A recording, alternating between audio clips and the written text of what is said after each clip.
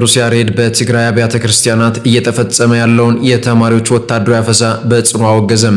ሰራዊት እየተንቀሳቀሰብኝ ነው ስትል አስመራ አስታወቀች። አስቸኳይ ስብሰባም ጠርታለች። ኤርትራ ተቀማጭነታቸው በአስመራ ለሆኑ የተለያዩ ሀገራት አምባሳደሮችን በመጥራት በተለያዩ ወቅታዊ ጉዳዮች ላይ ማብራሪያዎችን የሰጠች ሲሆን የኢትዮጵያን ጉዳይ በማንሳት ሰራዊት እየተንቀሳቀሰብኝ ነው ስትልም አስታውቃለች። ዝርዝሩን ይዘናል። በአርባ ምንጭ ከተማ የ12 ዓመቷን የገዛ ሚስቱን እህት አስገድዶ የደፈረው ግለሰብ በስርዓት ተቀጣም።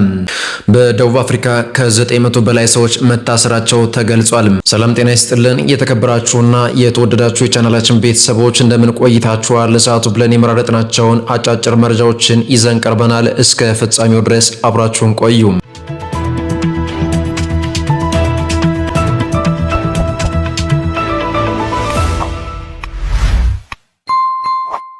በደቡብ አፍሪካ ከ900 በላይ ሰዎች መታሰራቸው ተገልጿል። የደቡብ አፍሪካ ፖሊስ በሀገር አቀፍ ደረጃ ስደተኞችን በመቃወም በተደረጉና በአብዛኛው ሰላማዊ በነበሩ ነገር ግን አልፎ አልፎ ወደ ሁከት በተቀየሩና ሱቆች በተዘረፉባቸው የተቃውሞ ሰልፎች ከ900 በላይ ሰዎችን ማሰሩን አስታውቋል። የሀገሪቱ ብሔራዊ ፖሊስ ምክትል ኮሚሽነር ቴቤሎ ሞስኪሊ በሰጡት ጋዜጣዊ መግለጫ ከተካሄዱት 120 ሰልፎች ውስጥ 108ቱ ሰላማዊ እንደነበሩ የገለጹ ሲሆን በ12ቱ ላይ ግን ፖሊስ ጣልቃ ገብነት አስፈልጎ እንደነበረም ተናግረዋል።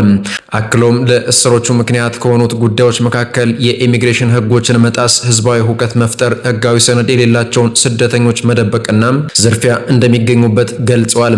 ፖሊስ አክሎም በጆሃንስበርግ አሌክሳንድራ መንደር ውስጥ ነዋሪዎች በውጭ ዜጎች ባለቤትነት ስር ያሉና ስፓዛ በመባል የሚታወቁ አነስተኛ የሰፈር ሱቆችን ሲዘርፉ በነበረበት ወቅት አንድ ሰው በጥይት ተመቶ መገደሉን አስታውቋል። በሀገሪቱ ከሚገኙ 9 ግዛቶች ውስጥ በ5ቱ ተጨማሪ የፖሊስ ኃይል ሌሊቱን ሙሉ የተሰማረ ሲሆን በጆሃንስበርግ መሃል ከተማ በምትገኘው ሂልብሮ በተባለችው ሰፈር በተፈጸመ የተኩስ ልውውጥ 2 ሰዎች መቁሰላቸውን ተከትሎ ወታደሮች ወደ ስፍራው መላካቸው ተናግረዋል።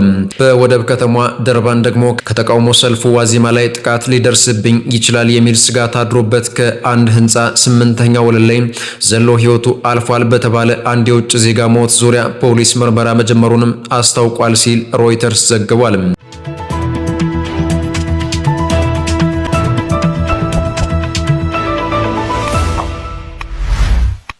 በማህበረ ቅዱስ ያሬድ በትግራይ አብያተ ክርስቲያናት እየተፈጸመ ያለውን የተማሪዎች ወታደራዊ አፈሳ በጽኑ አወገዘም። በማህበረ ቅዱስ ያሬድ ዘኦርቶዶክስ ተዋሕዶ ትግራይ ያወጣው መግለጫ በክልሉ በሚገኙ አብያተ ክርስቲያናት ውስጥ በመንፈሳዊ ትምህርት ላይ የነበሩ ፈለገ ሕይወት ተማሪዎች በታጠቁ ኃይሎች በኃይል እየተወሰዱ መሆኑን በማስታወቅ ድርጊቱን በጽኑ አውግዟል።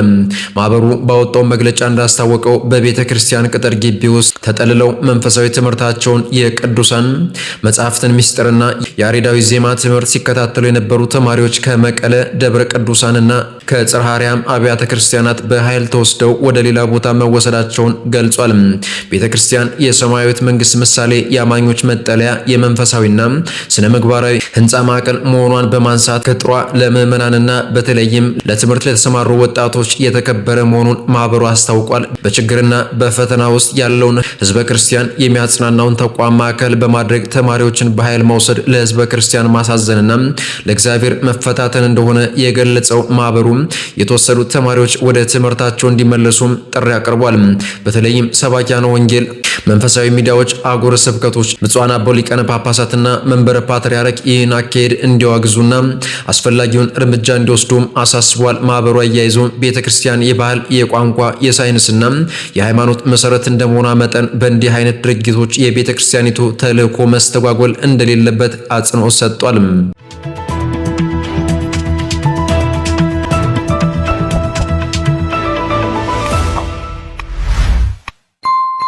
ሰራዊት እየተንቀሳቀሰብኝ ነው ስትል አስመራ አስታወቀች። አስቸኳይ ስብሰባም አድርጋለች። ኤርትራ ተቀማጭነታቸው በአስመራ ለሆኑ የተለያዩ ሀገራት አምባሳደሮችን በመጥራት በተለያዩ ወቅታዊ ጉዳዮች ላይ ማብራሪያዎችን የሰጠች መሆኗን አስታውቃለች። የኢትዮጵያን ጉዳይ በማንሳት ሰራዊት እየተንቀሳቀሰብኝ ነው ስትልም አስታውቃለች። እዚያው አስመራ ላይ ለተለያዩ ሀገራት አምባሳደሮችና ዲፕሎማቶች ማብራሪያቸውን የሰጡት የሀገሪቱ የውጭ ጉዳይ ሚኒስትር ኦስማን ሳለ መሆናቸውን በማስታወቂያ ሚኒስትሩ ድረገጽ በኩል የተለቀቀው መረጃ ያሳያል። ኤርትራ አሳስቦኛል ካለችው የኢትዮጵያ ወታደራዊ እንቅስቃሴ ባሻገርም የፕሬዝዳንት ኢሳያስ መንግስት በጥብቅ በሚኮንንበት የሀገሪቱ ዜጎች የሰብአዊ መብቶች አያያዝ ዙሪያ ጊዜ ወስደው ማብራሪያቸውን ሰጥተዋል ተብሏል። ከኤርትራ መንግስት የሰብአዊ መብት አያያዝ ጋር በተያያዘ ከሰሞኑን በተባበሩት መንግስታት የሰብአዊ መብቶች በኩል ከባድ ትንቅንቅ የነበረ መሆኑ የሚታወስ ሲሆን የፕሬዝዳንት ኢሳያስ መንግስት በዜጎች ላይ ለዓመታት የቆየ ከባድ የሆነ የሰብአዊ መብት ጥሰቶችን እያከናወነ ነው በሚል የተባበሩት መንግስታት ድርጅት የሰብአዊ መብቶች ካውንስል በዚያ ዙሪያ ኤርትራ ገብቶ ምርመራን እንዲያካሄድ ያቋቋመው ቡድን ነበረ። ነገር ግን ቡድኑ ለዓመታት የቆየ ቢሆንም የኤርትራ መንግስት ይህ ቡድን ኤርትራ ውስጥ መግባት አይችልም በማለት ሲሞገት ቀርሟል። ያው ጉዳይ ከሳምንታት በፊት ጄኔቫ ላይ ተነስቶ ብዙ ሲያወዛግብ የከረመ ሲሆን የኤርትራ የውጭ ጉዳይ ሚኒስትር ከዚሁ ጉዳይና ሀገራቸው ኤርትራ ከኢትዮጵያ ጋር በተያያዘ ለገባችበት አጣብቂኝ ለተሰበሰቡት አምባሳደሮችና ዲፕሎማቶችም ማብራሪያ ሰጥተዋል። ኢትዮጵያን በተመለከተ ሚኒስትር ኦስማን ሳለ ገዢው ፓርቲ ብልጽግናን አጥብቀው የኮነኑበት ሁኔታ ታይቷል። በኢትዮጵያ ገዢው ፓርቲ ውስጥ ያሉ ከፍተኛ አመራሮች ወደ ሉዓላዊ የድንበር ግዛቶቻችን ከፍተኛ ሚሊተሪ እያንቀሳቀሱ ነው ሲሉ የከሰሱ ሲሆን የኤርትራን የባህር ዳርቻ ግዛቶች ታሳቢና ታላሚ ባደረገ መልኩ በዓለም አቀፍ መድረኮች አደገኛ የሆኑ መልእክቶችንም እያስተላለፉ ይገኛሉ ሲሉ ተናግረዋል። በኢትዮጵያ ገዢው ፓርቲ ውስጥ ያሉ ከፍተኛ ባለስልጣናት በሉዓላዊ ድንበሮቻችን ላይ ከባድ ወታደራዊ አሰላለፎችን በማካሄድና የኤርትራ ሉዓላዊ የባህር ዳርቻ ግዛቶች ላይ ያነጣጠሩ አደገኛ ቅስቀሳዎችን በተለያዩ ዓለም አቀፍ መድረኮች ተጠቅመው በማሰራጨት ላይ ይገኛሉ ሲሉም ከሰዋል። በተባበሩት መንግስታት የሰብአዊ መብቶች ምክር ቤት በኩል ኤርትራ እየደረሰባት ያለው ጫና በሀገሪቱ ዓለም አቀፍ ግንኙነት ላይ ከፍተኛ ጫና ማሳደሩንም የውጭ ጉዳይ ሚኒስትሩ ገልጸዋል።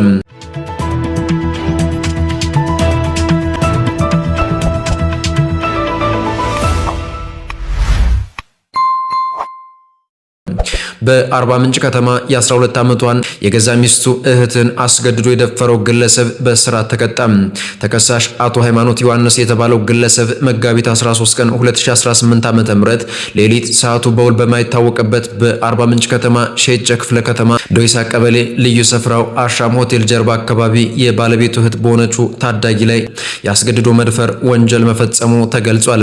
ተከሳሽ ከሱና ከባለቤቱ ጋር በአንድ ቤት በስራ አጋዥነት የምትኖረውን እድሜዋ 12 ዓመት የሆነችውን የግል ተበዳይን ባለቤቱ ለስራ በሄደችበት ምሽት አጋጣሚውን በመጠቀም የፖርኖግራፊ ፊልም በቴሌቪዥን በመክፈት እንድትመለከት ካደረገ በኋላ የግል ተበዳይ የለበሰችውን ልብስ አውልቆም በተደጋጋሚ ጊዜ የግብረ ስጋ ግንኙነት የፈጸመባትና ድርጊቱን ለሰዎች እንዳትናገር ያስጠነቀቀት ቢሆንም በድርጊቱ ምክንያት በግል ተበዳይ ላይ በተከሰተ ህመም ተበዳይ ጉዳዩን ለጎረቤት በመንገሯ የወንጀል ምርመራ ሂደቱ ተጀምሮ ለውጤት በቅቷል ሲል የአቃቤ ሕግ መዝገብ ያስረዳል። የወንጀል ድርጊቱ መፈጸም ሪፖርት የደረሰው የከተማው ፖሊስ መምሪያ የሴቶችና ህጻናት ጉዳዮች ልዩ መርማሪ ከአቃቤ ሕግ ጋር በመቀናጀት የምርመራ መዝገቡን በሰውና በሰነድ ማስረጃ በማስደገፍ ክስ ይመሰርታል።